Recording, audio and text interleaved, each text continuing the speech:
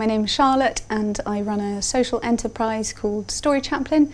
I use a number of creative arts to encourage and engage people who are living with dementia, carers and everybody to enjoy meaningful moments and moments of connection. At my workshop today we considered words for well-being, and it comes from an approach called bibliotherapy or fiction therapy. The idea is to use words, not necessarily in literature or poetry, but to invite opportunities for connection, whether that's for the person who's living with dementia or their caregiver.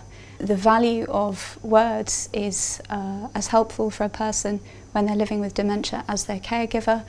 Very often carers experience carer stress, carer burnout, and sometimes an encouraging word can help someone to carry on.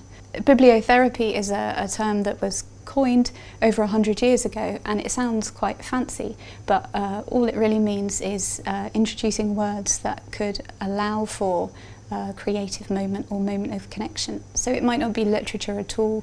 Each of us has words that encourage or nourish, comfort or sustain us, and a lot of my work supports people who are living with dementia and carers to identify the words in their life that bring meaning and value to them. So it could be a poem, or it might be a prayer or scripture. It could be their favourite magazine or postcards from the grandkids, or even a hastily written love note left on the kitchen table.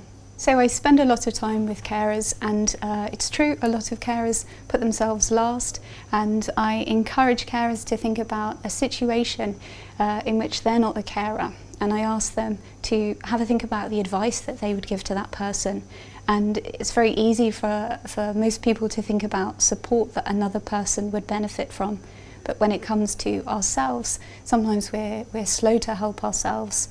So a top tip for a carer is to maybe start small. Think about that thing that you've been putting off but that you would really benefit from.